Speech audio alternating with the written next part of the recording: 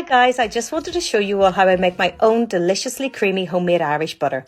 I put a pint of Irish double cream into this great little churner from Kilner, UK. I churn it for about 8 to 10 minutes and that separates it into butter and buttermilk. Now the buttermilk I always strain off, I keep it in a jug and I put it in the fridge until I want to make some homemade Irish soda bread. I then get a bowl of iced water because you need to rinse the butter. In this water, you need to change the water 2 or 3 times because you need to get the last of the buttermilk out of that butter. It stops the butter going rancid and it keeps it as fresh as possible. Then what I tend to do is shape it straight away. So I use my butter pats that I've had for years, okay? They're from a charity shop and I just love them. They're so old, I just love them. So then I shape my butter, I put it under a sheet of baking parchment and then I put flaked sea salt all over the top. Then I wrap it up and put it in the fridge until I need to use it.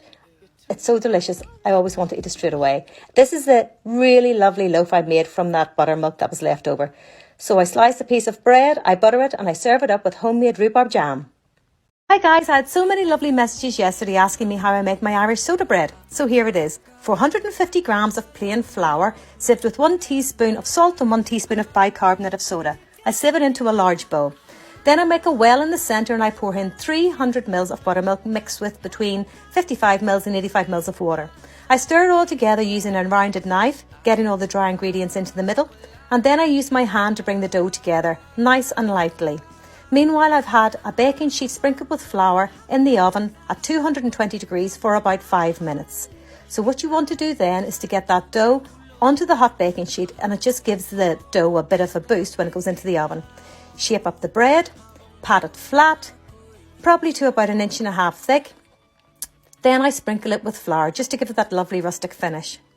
Then I cut across in the top of the bread, nice and deep, probably about 1.5 inches deep. And then in each quarter, I pierce each quarter with the knife, okay?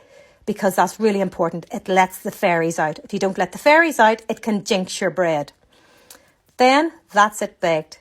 So it was in the oven at 220 degrees for 15 minutes and then you turn the oven down and it's in there for another 15 minutes at 200 degrees.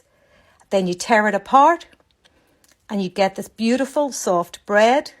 Then I sliced it and I served it with the homemade butter. So give it a go. It's a really easy bread to make and with homemade butter, it's even more delicious. So I hope you all enjoy. Bye for now.